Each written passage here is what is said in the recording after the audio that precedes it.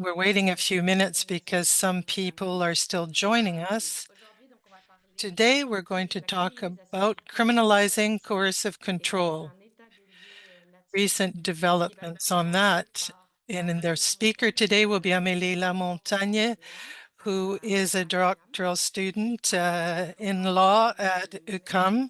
So thank you very much, Amélie, for having accepted to make this presentation on a subject that is near and dear to everyone's heart. We're happy to have many people attending today. I would just like to tell you from the get-go, uh, currently you see the French or English slides options you have to display this. If you want to change what you see from English to French or French to English slides, you just click on, you have on the right hand side, and you can have the French or English slides.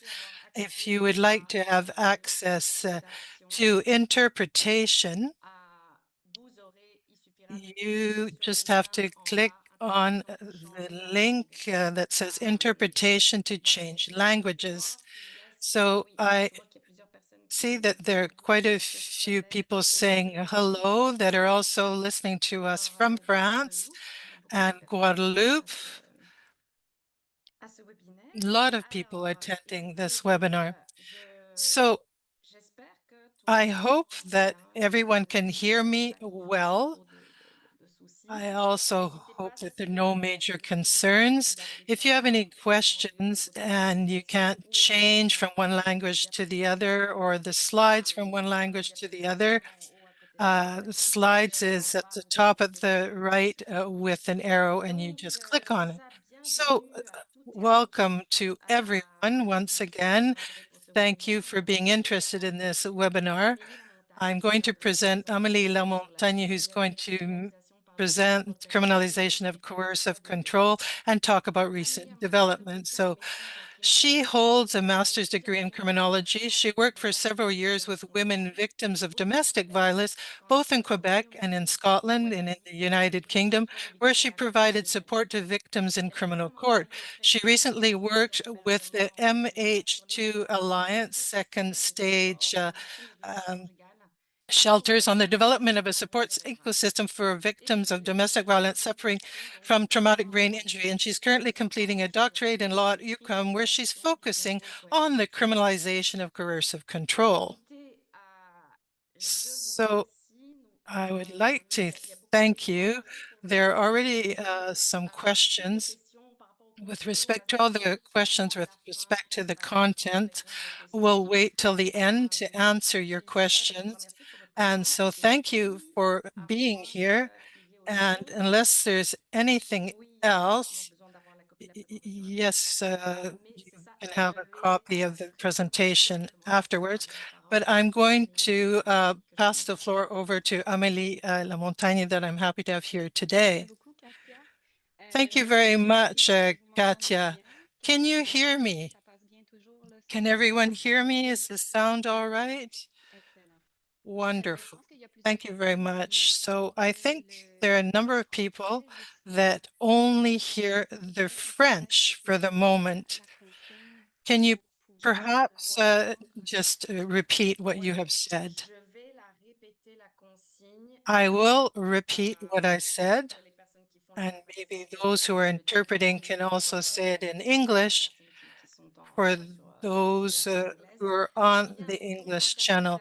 So you have an interpretation button that you can click on for the languages.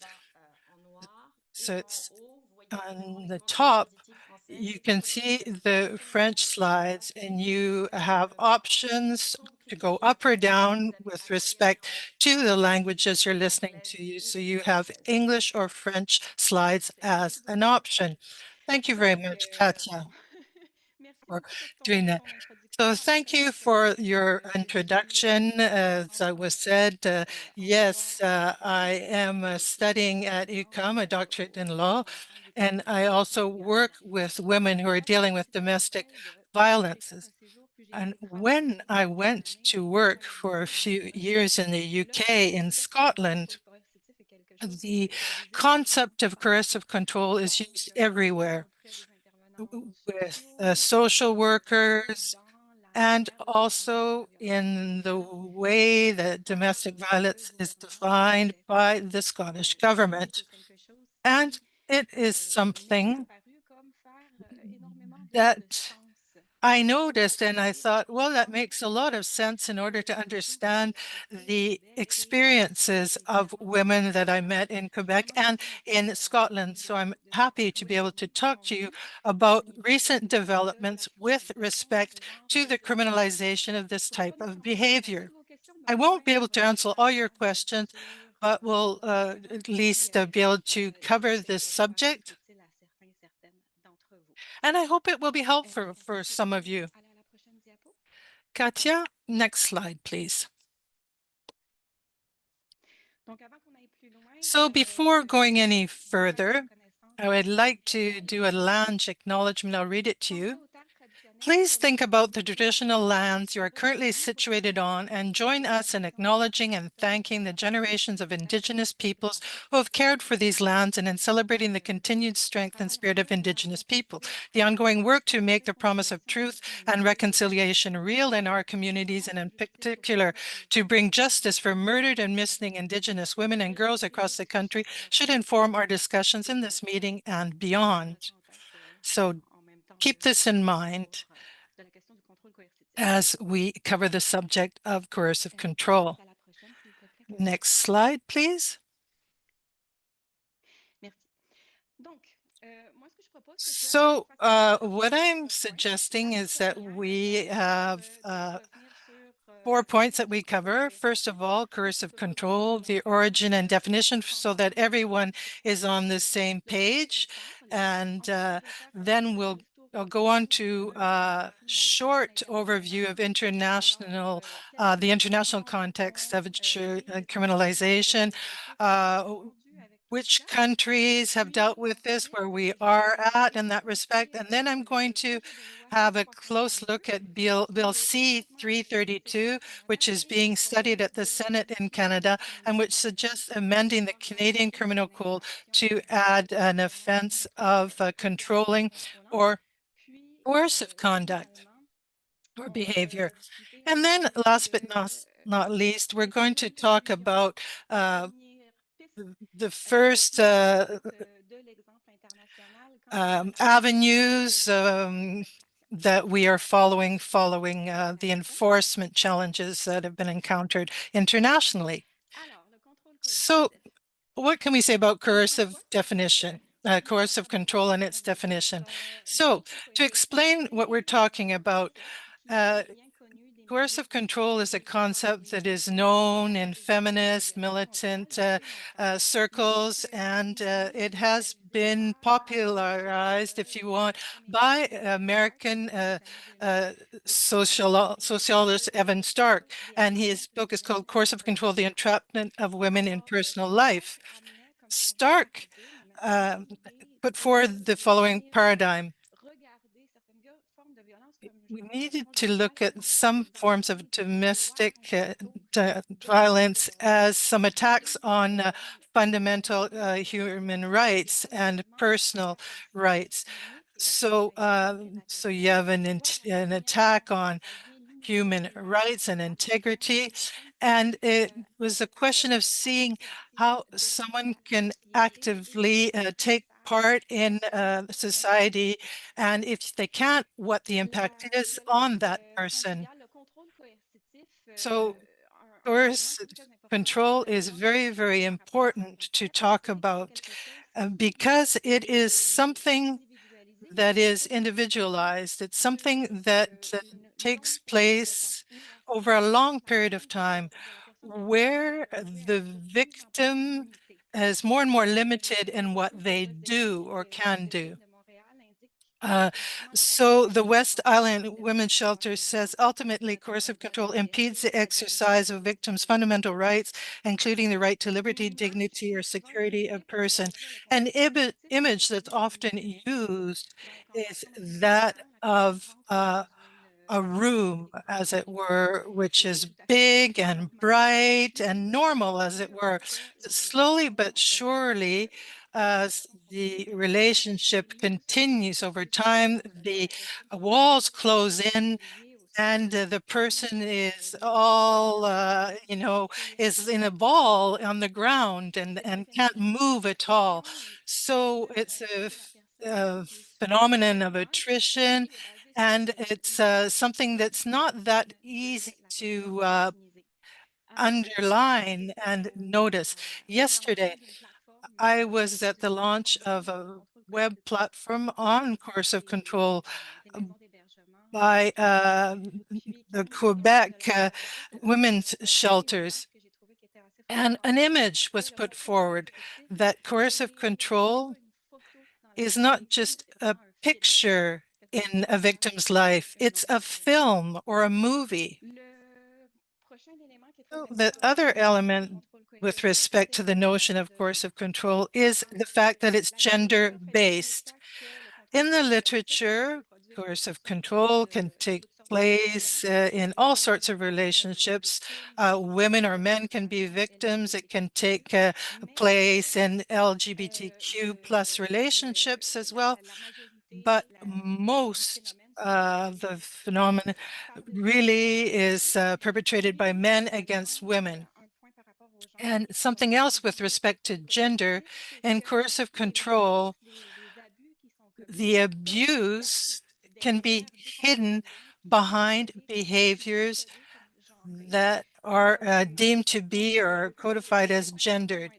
Some behaviors are more naturally carried out by a man or by a woman, and it can hide a dynamic of abuse. And so, for instance, household chores, uh, men make decisions, generally speaking. Their career is the most important. They take care of finances. And the abusive dynamic is hard to see in what's going on. So next slide, please. Thank you. So in order to define what we mean by coercion and what we mean by control, coercion is something that we know fairly well. It's the use of a type of force or threat to coerce a behavior. It's a type of behavior that has a direct influence and is already criminalized in different fashions in the criminal code. For instance, assaults or threats. And there and all different nuances. And control is another element. It's more difficult to understand or not as well understood. So you force obedience indirectly by depriving victims of essential resources and support networks, by exploiting them, by dictating their choices and imposing particular behaviors on them through rules aimed at daily activities. Indirect effect and where there are structures put in place in daily activities that can decide what is allowed to do, what the victim is allowed to do or not, as it were. So what's important here in coercive control, all these elements of coercion and control, it's a toolbox that's used by the abuser, as it were. So physical violence, verbal violence, and more subtle elements of control perhaps can all be used in the relationship in order to impose an imbalance of power between the dominant person and the other spouse, be it a man or a woman. Slide, please. So I'm quickly going to give you some behavior examples of coercion. And For instance, physical, it can mean suffocating, strangling someone, stopping someone from sleeping in their bed, using any sanitary like products. This is sexual humiliation, all these behaviors that are going to have a direct impact on the other person's behavior. There's intimidation, harassment, humiliation, etc. And so there are all sorts of fashions that control can come to the front. Isolation, or when someone comes back home, they're interrogated. Maternity, getting pregnant. A spouse can make all the decisions with respect to the children. No, you can't breastfeed the child, or you're going to breastfeed thou. Stop them from taking any type of birth control. And mood swings. Silence, not saying anything to the victim, and the victim has to try to guess why the abuser is in a bad mood, and why they have to really do whatever they can in order to figure it out. And money, their money can be, or access to money is limited. And there's also the fact that the abuser can get angry if they're not satisfied. Criticism, negation of perceptions. We talk about gaslighting often. It can be to behave in a very cruel fashion and then say the other person is too sensitive, and promising to do things and then breaking the promise and then saying, I've never promised anything like that, or invite stories, and then it makes the victim doubt their beliefs and what they've said. And you can treat the victim as a slave, stop them from having access to important documents, unilateral decision making. And often, what we often hear about this, well, I can't leave him because he said he would kill himself, he'd commit suicide, and then it'll be my fault. This is something that is heard often. So that's a transfer of responsibility on the victim. So I found that this brought the subject back into context. Eh, so when coercion and control occur together, Stark argues the result is a condition of unfreedom. So that's the opposite of freedom, and it's deemed to be entrapment. And the imposition of tactics, the use of this toolbox, uh, creates a problem where there's no way to control anything that's going on, and they lose self-confidence. So for more concrete examples, let's go on to the next cases.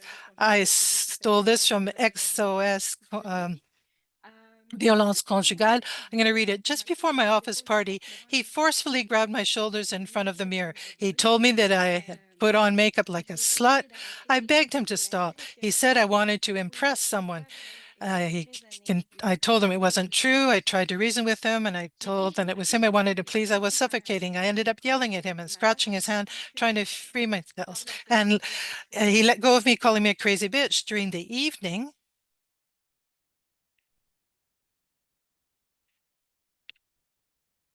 the interpreter, sorry, but she can't hear Amélie. During the evening, a colleague came to tell me that, yes, I don't hear Amélie.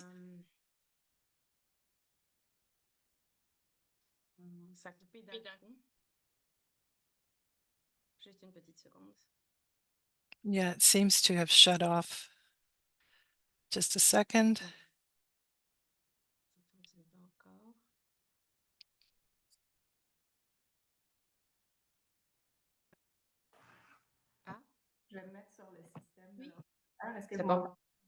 I'm going to use the laptop's mic. I'm sorry, I think my headset died on me. I'm going to continue to use the audio system in my computer. So what I was trying to say this example is that in this particular case, there can be situations in coercive control where the abuse takes place behind doors and other people don't realize this and they don't really know what's going on. And domestic violence abusers, have a great reputation with other people because people don't have any idea of what's going on at home or behind closed doors. So case number two, this is from my own practice. I worked with this woman in Edinburgh at criminal court. What happened is she'd been in a relationship for many years with an abusive spouse. There was separation after separation.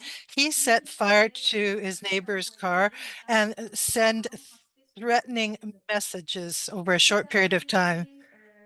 And then this went, and there were conditions, release conditions, where he wasn't allowed to contact her. He couldn't go to the family home or even be seen on her street where she was living. Afterwards, the ex-partner found all sorts of manners to harass her. He sent takeout meals to her door in her name. He sent letters to city council on her behalf. And then he'd come to the entrance of her street a number of times, just beyond the limit allowed by his release conditions. When we worked with this woman, she was evaluated as at a very high risk for future violence. Her physical and mental health were really greatly affected after what had happened here. She made many attempts to put an end to her life, and she didn't see any way out of her nightmare because she was in a relationship with this abusive spouse, and it was as if she was condemned to have to deal with this type of behavior, and she didn't see an end to it. So, next slide, please. What are the consequences of coercive control? There are many, and they are manifested in many ways with respect to the victim's health. In this particular woman, she was suicidal because of her situation, and coercive control it will definitely determine what might happen later on. And it place limitations on the autonomy and freedom of the person and can cause psychological harm.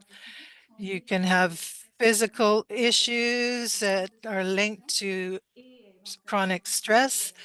And I also said that there is the possibility of suicide. But on a daily level, there's isolation, limited social life, limited power of action, and it can be quite complicated.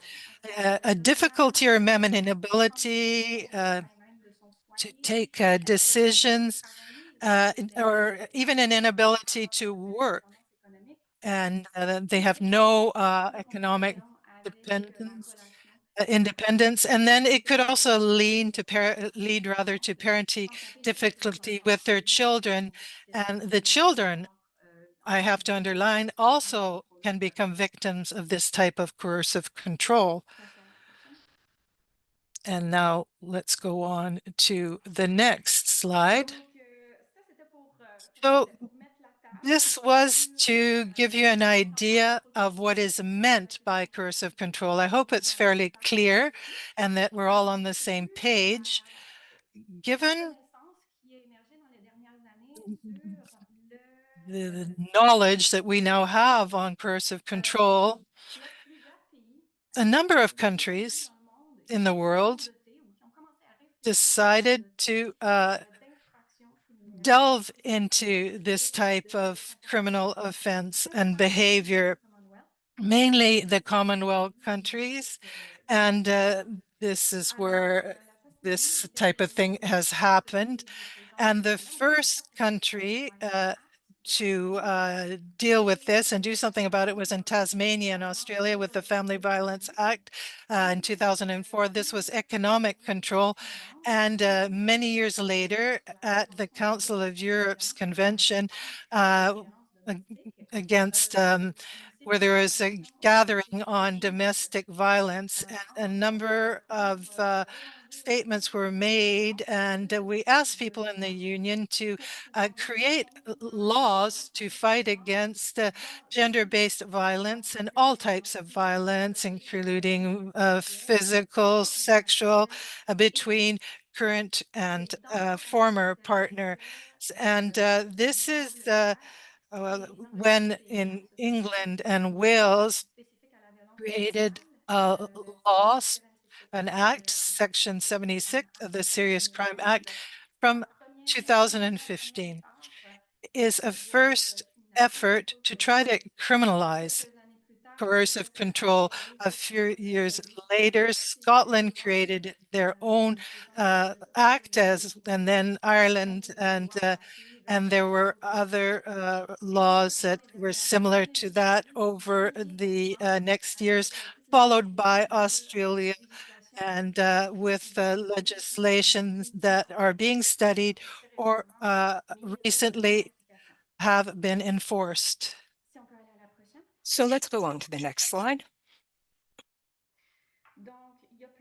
So there are a number of reasons that the governments are giving for why they have chosen to move forward with these offenses related to coercive control. First of all, to try to bring the legislation closer to the reality of victims. In most criminal law systems, the offenses against the person are dealt with through specific legislation for assault, for instance, and there's some certain behavior which is related directly to coercive control or intimate partner violence that are not covered by the existing legislation. There's also the whole dynamic of coercive control as a movie, a film, something that takes place over the long term and goes and is the result of a number of tactics used to control the person. And this has not been captured by the legislation either. So now we'll go on to the next slide. The second reason for why criminalizing is to protect victims. As I said earlier, coercive control is a predictor of future violence and even death, and it has a devastating effect on the lives of victims in this kind of dynamic. And the legal interveners have seen that often they are dealing with coercive control and family violence, and they didn't have the tools to intervene in the courts. So criminalizing is also the idea of having the tools to be able to act. And using the law is also, in theory, a tool for deterrence to prevent new people from committing these types of offenses. Now let's go on to the next slide. The last point, which comes back constantly in justifying why criminalize coercive control, is the issue of symbolism. The idea that the state is firmly saying it is against gendered violence, and also that the state recognizes the reality of victims, of family violence victims, in order, and they do this to improve confidence in the justice system of the victims, because the majority of victims do not um, denounce their abuse. Next, Australia, the UK have laws on coercive control, and Canada is studying the question, as I said before. The idea of coercive control came into Canadian legislation, first of all, through the 2021 Divorce Act.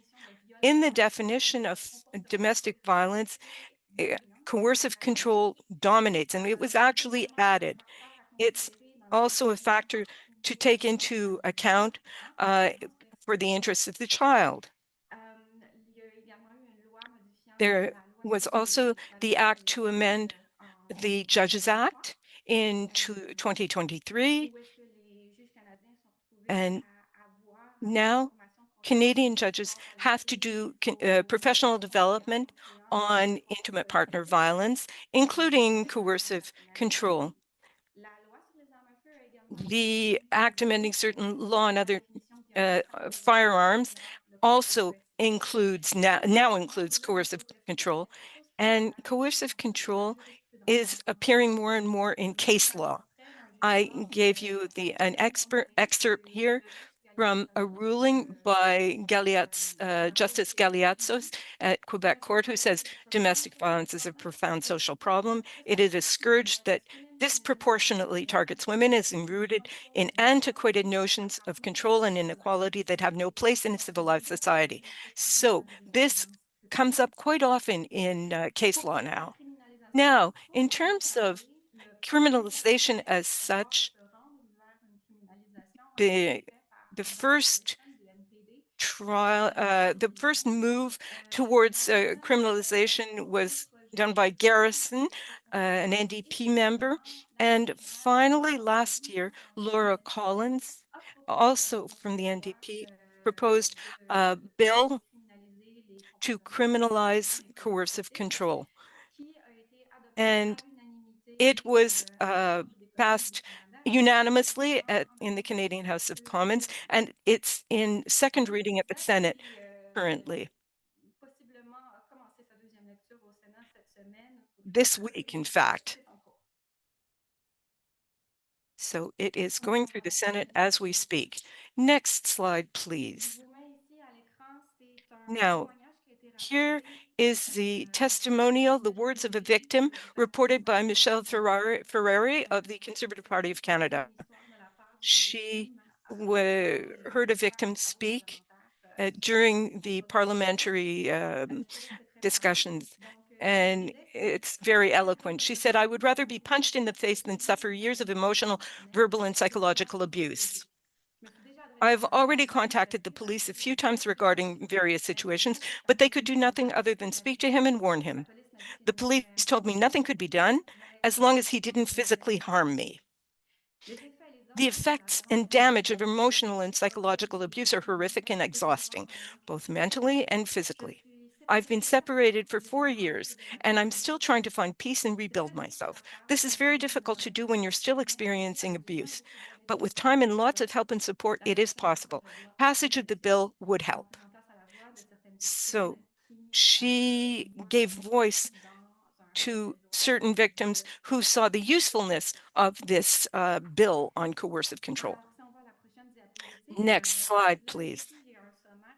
No, this is a little summary of the bill, and then we'll go into detail. The text amends the criminal code to make it an offense to exercise coercive control over an intimate partner through combination or any repeated instances of any of the following acts: the use of violence against certain people or attempt to threaten to do so, coercing or attempting to coerce the intimate partner to engage in sexual activity, engaging in other contact that can be reasonably be expected to cause the intimate partner to believe that the intimate partner's safety or safety of another person is threatened. No, it seems unclear, but we'll come back to it. Let's go on to the next slide.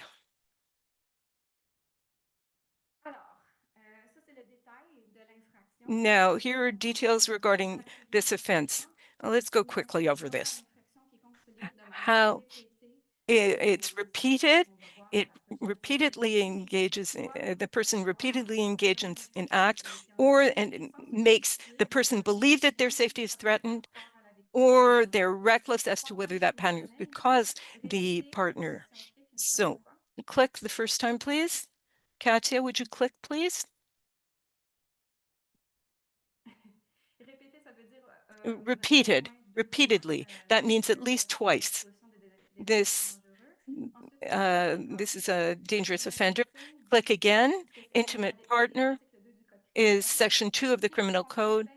A spouse, a common law spouse, a lover, actual, current or former, because abusers continue to abuse even after separation. And finally, safety, that's safety, security, rather psychological or physical safety. Click again, please. The material aspect of the offense is, could you click please again, Katya? So it's what we talked about earlier on, violence, sexual coercion, or contextualized controlling behaviors. There's a non-exhaustive list that was added to this bill, and the contextualized controlling behaviors are material issues that were not included in the Criminal Code of Canada. Now, click again, please.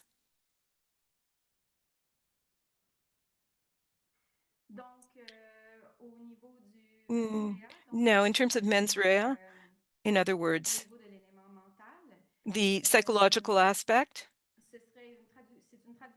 this is a this is based on the reasonable person test used in Scotland.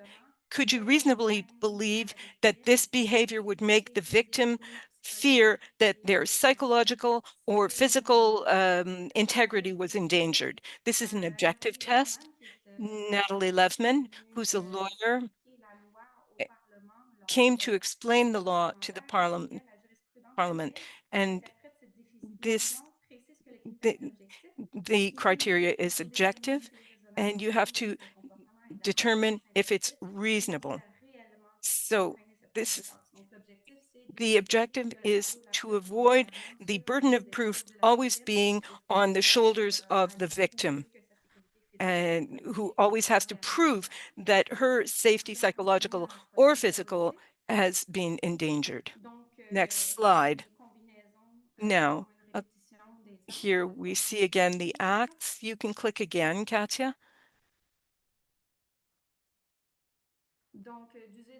So use violence against various people, the intimate partner, a child, another person who the intimate partner knows, or an animal in the care of the intimate partner. And finally, and then the second point is forcing the partner into a sexual act. Now let's go on to the next slide.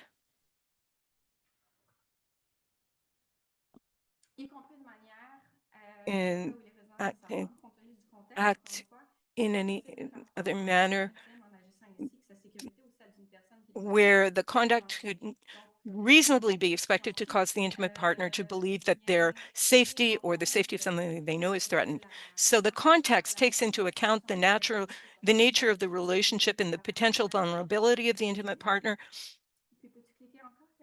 Could you click again, Katya?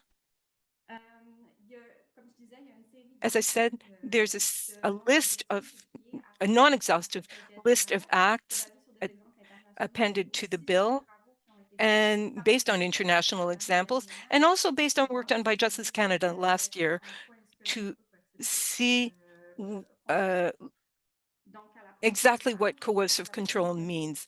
Next then now let's go through, we're not going to go through the whole list, but basically it's the kinds of behaviors that we've been talking about since the beginning of the presentation. The objective is to give examples so that to make the judicial system uh, or the police to be able to interpret and enforce the law.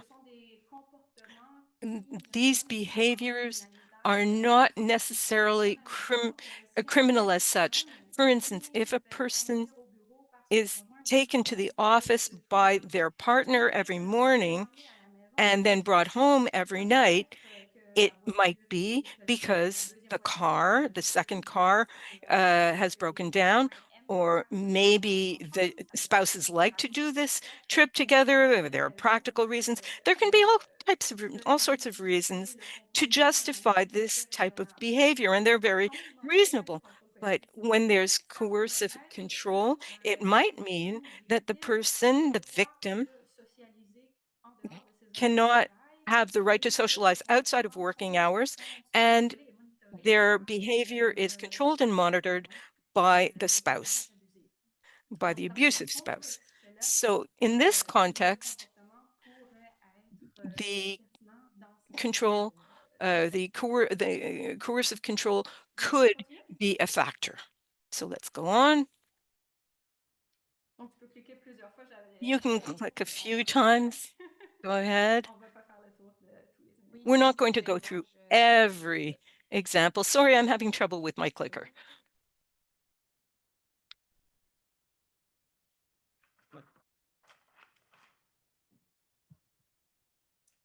Super. Donc, au Okay. niveau de la peine, Now, si in terms of the un criminel sentence, passible everyone who commits an offense under this section is guilty of an indictable offense and liable to imprisonment for a term of not more than 10 years. And they will be put on the dangerous offenders list. And there can also be they can also be guilty of an offense punishable on summary conviction. pour la suite. Now, Alors, qu'est-ce qui ressort de now, l'international par rapport aux what are we challenges seeing on de the international l'application du scene, principe and what are d'application? the challenges to enforcement? Le premier élément, The c'est first issue is il y a des inquiétudes qui sont soulevées sur that there are certain l'efficacité concerns de la loi, la about manière the dont ça peut scope impacter of the les legislation victimes, and how it can les victimes et harm bénéficiaires. victims. Donc, rajouter une nouvelle infraction, So adding a new ajouter une nouvelle offense infraction au code criminel, to the criminal c'est code rajouter une infraction au travers d'un système means qui a adding une charge très lourde, un it système to a qui a system that des is limitations. overburdened Et ça, already ça and va has venir its limitations. par And l'ajouter now things will have to be changed cette by nouvelle infraction. adding this new offense. Le parcours, le fait d'être dans des procédures juridiques So peut être being traumatisant in the pour legal les system itself can be bénéficiaires. extremely Dans le stressful cas du contrôle for coercitif, ça peut arriver tellement victims, souvent qu'on oublie des années et des années de and souffrance et in the d'humiliation cases vécues par les of victimes. coercive control, people will have Donc, to talk avant about même de years and procéder years à of toute suffering. personne They may impliquée dans have le processus, trouble on peut articulating their ajouter own une experience. infraction It pour être depends on how many years it de took place. They might séparation have to wait till the absolue end of the end personnes of the qui craignent relationship que to la loi soit instrumentalisée understand what par went on. The law par could des abusés. also be used Puis, by un point abusers. qui revient très And a régulièrement, point that c'est que comes up quite certaines often is populations that certain qui sont déjà marginalisées marginalized et sont déjà populations surreprésentées are dans le already système overrepresented in the judiciaire criminal justice system in et Canada. donc pourraient And continuer de this produire could davantage continue due d'infractions. to the introduction of a new Si offense. on va à la prochaine. Next slide, please. Il y a également des There's inquiétudes par all rapport au libellé. there are also Puis concerns le about concept de wording. contrôle The concept coercitif, of coercive on pourrait control argumenter que c'est quelque chose qui se could produit perhaps également à l'extérieur. be too narrow. It might Donc, happen outside of the couple. l'utilisation So the de use connaissances fines of d'une personne sous son um, entourage, puis if you des connaissances, des if you connaissances fines d'une personne pendant leur if you know entourage the person pour pouvoir very déployer well, you une can panoplie de tactiques pour pouvoir la use contrôler. Ça pourrait se produire tactics to également control them. dans la famille, And dans un contexte within the institutionnel, family on pourrait penser or des institutionally, personnes for qui ont instance, des pertes de if capacité et someone is qui losing their ability, their ont independence, force de and can't make all their own decisions, that can be used. There was a brief filed by a group in Canada that said that a family member providing necessary support to an adult with development disability could be misinterpreted as coercive control due to vague legislative language. This is Inclusiveness Canada who says this. These are issues that are being questioned. These are concerns about putting coercive control into the criminal system. If the concept is not clear enough, it will mean that it's going to be difficult to enforce. And there also may be problems respecting the rights of the accused who don't understand what they're being accused of. Next slide. In terms of operationalizing the law, the legislation, often we hear that all legal workers, from the judges to police officers, will have to have the same training so that the law is enforced uniformly. And then there's building proof, evidence rather. It's difficult to identify the elements which constitute how to identify abuse. How do you manage gray areas, things that aren't very clear? And then that might also create administrative burden, since and there some are saying perhaps pre-existing legislation should be used to find guilt. In the UK, there are two jurisdictions, Scotland and England, that both have legislation on coercive control. They've had it for quite a while, but you can see that only a few intimate partner violence offenses are dealt with through the new legislation. It's still being developed, and perhaps in the future it will be used more often. Next slide. However, there are differences between England and Scotland in the way that the legal system enforces legislation. There was a report on this year. In England, there are no requirements for uniform training throughout the country. And what we're seeing is it's somewhat difficult to differentiate between coercive control and normal conflicts between couples. And they don't have enough time to be able to put together their files. In Scotland, their police officers are confident in being able to put together cases, confident in their abilities. They're accustomed to the requirement for corroboration, and this comfort level doesn't exist in England. Next slide.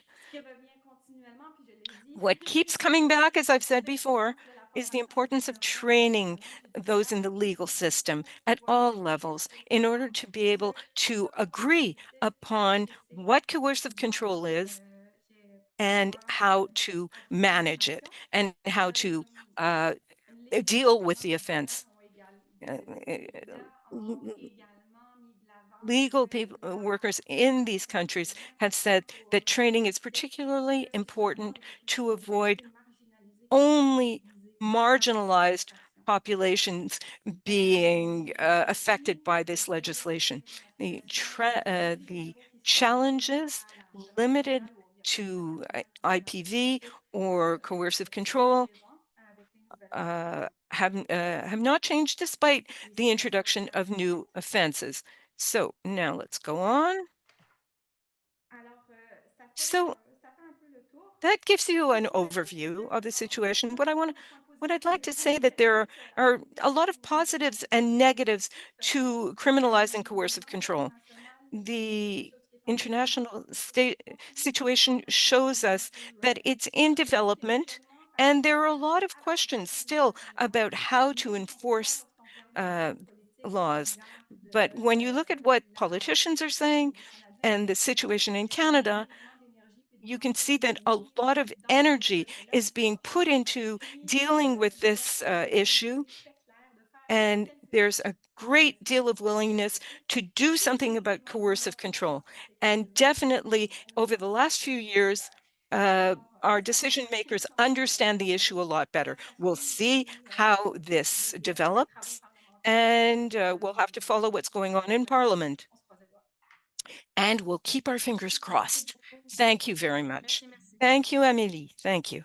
Peut-être qu'on a quelques minutes pour Perhaps prendre we quelques do have a questions qui few ont minutes to été, take some questions qui ont été posées au fur et à mesure dans le chat that et were asked in the chat j'en ai and in noté the Q&A. quelques-unes. There are a few that I La took note of. question There's a qui a question été posée, c'est à which was quel asked du corps tu es regarding exposé, donc qui provient de ta pratique personnelle. the Donc, il y avait une question qui one's disait personal de practice. savoir un peu There plus was a comment tu as question: travaillé how la have résilience you dans been ce cas able particulier. to Donc, cette work? femme How were you qui able to work with the subissait, women in the qui case subissait two de situations who de had violence, been going through qui coercive voyait pas control, sa fin du who was cycle separated, menstruel, and who comment tu still les as couldn't see accompagnées the end of her et nightmare? How were you able to support her? la loi, And je pense que perhaps c'est you dans could ton cas, tu establish as uh, pu travailler avec le système peut-être dans and cette situation particulière. how were you able, or how have you been able to work with the system in this specific case? The person that I worked with, S'est résolu pas au travers her situation was resolved not through qu'elle a the reçu legal system, l'algorithme de but manière when erronée she pour pouvoir moved and disappeared dans un lieu qui est sécuritaire. in order to get Personnellement, son to a était safer résolu, mais place. comprendre les The mécanismes problem sont was clairement pas suffisants that pour the conditions of release aider à son were sortie dans un not lieu sécuritaire. his conditions of release could not keep her in safety. Le parcours judiciaire, So j'imagine, the comme legal on peut permettre proceedings as de such violence conjugale était um, un stress were énorme qui était very ajouté stressful au reste to her, and that added to all the other stress she was je me under. rappelle quand j'ai fait son évaluation I remember when I did her après evaluation, and I did après the son risk déménagement, evaluation after she sa santé moved. mentale avait Her remonté, mental health had improved. ses idées suicidaires Her étaient suicidal ideation had avaient clairement dropped diminué. had Donc, c'est d'assurer significantly, qu'elle but bouge puis qu'elle vive she de had manière to digne puis move, indépendante, c'est and nécessaire. she had to make enormous Au sacrifices niveau to de DASA, le Domestic Abuse Assessment Act, c'est un petit peu survive. difficile à For défendre in terms of parce que the de ma pratique, Domestic Abuse essentiellement, je travaillais Coercion Act, avec un I partenaire was communautaire was qui I was faisait working with a jamais de la community maternité organization assistée. On faisait la traduction that worked with the courts. des procédures pénales We pour les victimes, translated puis participer au processus legal proceedings for judiciaire victims, pour la and we sortie des témoignages supported them nécessaires right up en to the faisant appel time à des when they interlocuteurs. testified in court, and then we talked to them about the results. Qu'elle faisait, c'était que What we saw les was cas qui that étaient sous DASA, donc sous la nouvelle loi de contravention the sexuelle, cases avaient that un were dealt with parcours by qui the était proche new de ce que la act loi habituelle. had Le the stress, le same défi problems, des the procédures pour les victimes stress, qu'on the accompagnait était très experience similaire of pour les autres uh, personnes qui étaient uh, victimes en the Ontario. Puis ça victims était difficile d'avoir une was the vision same. de It was quelles really hard to expériences see whether the possibles new étaient retenues legislation, pour whether les new victimes par types of rapport aux evidence lois was et aux used législations. in order to prove the On offense. sait que dans les dernières années, il y a eu une Over the amélioration last few years, maybe there's been des an pratiques improvement prises so that pour le there moment. are Il y avait définitivement fewer un manque de problems, transparence qui posait un but there was souci a aux lack of transparency. There was a huge amount of stress est-ce que la prise for en the charge de la victims, violence sexuelle est and effective à l'utile ou pas? they wondered whether the En neighbor's gros, pour les testimony would be témoignages useful or pénals, not. même What we l'action regularly pénale saw était réduite was that de a 5% DASA qui était plus offense facile à was prouver. reduced Donc, to an offense that was easier to prove. examination In other words, the physique, former offenses that l'intervention dealt légale des with interlocuteurs family dans la violence situation. and interpersonal Donc, on violence. voit que c'est pas la panacée So absolue, it's puis qu'il y a quand même not beaucoup de the travail ultimate solution. It's C'est ça, not a c'était pas une solution magique. panacea. ouais. No, it's not a magic solution at all, changing the legislation. Ensuite, il y avait certaines Now, questions qui there portaient were a peut-être few plus sur le questions partenaire, sur la on notion de partenaire intime, qui peut sembler un intimate peu trop partners. étroite, là, puis ensuite une Sometimes that's a bit notion too narrow. qui inclut pas, dans le fond, It doesn't la include, personne for instance, élargie, par exemple. the Je pense que extended family. donc, tu en as Yeah, parlé that's true. déjà. Donc, il y avait une question à cet effet-là. There was Il y a a aussi question la about question this.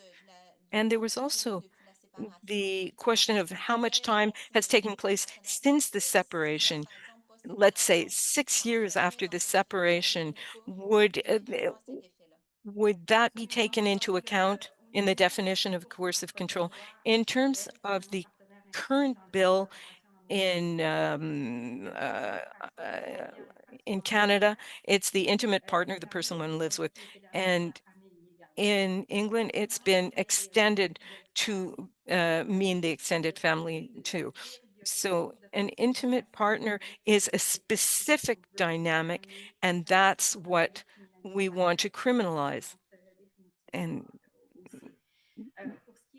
now, in terms of the length of time, the first version of the act in Canada, of the bill, was a period of time after the separation, and after a certain period of time, you couldn't use this act. But that was eliminated. Why? Because in IPV violence, after the separation, can go on for decades afterwards. So it made no sense to set a specific time limit after the separation to be able to report abuse. Another question. We still have a bit time left. Maybe it's a bit more of a technical question. Somebody asked if the principle of mens rea could be used as a defense in saying basically, I didn't know what I was doing was bad or wrong. This is a question for a legal expert. Perhaps you could explain that to us a bit. In terms of mens rea, as I said, it's an objective test. It's something, intentionality is deduced, if you will, from the behavior and the context in which the behavior took place. So instead of trying to read the person's mind and to see what they were thinking, you just look at what the damages to the victim were. And would a reasonable person looking at this situation, would they say, yes, this could negatively affect someone or cause damages, it could damage the victim, taking into account the power imbalance between partners. It's very, very important so that the person, it's very important so that the victim continues to be seen as the victim. So there are limits to the application of this, and a lot of jurists don't have enough practice. So we're nearing the end, but to finish, there's a bill that is being considered by the Senate. So the government may end up falling. So so what do you think of the current political situation and this bill? And maybe we can end on this. Nobody can do any crystal ball gazing, but do you think that it has any chance of being adopted? I just wanted to say that I put the poll in the chat. So could you take a few minutes to answer the poll in the chat? Please take a few minutes to answer it by clicking on the link. Sorry for interrupting. No, no worries.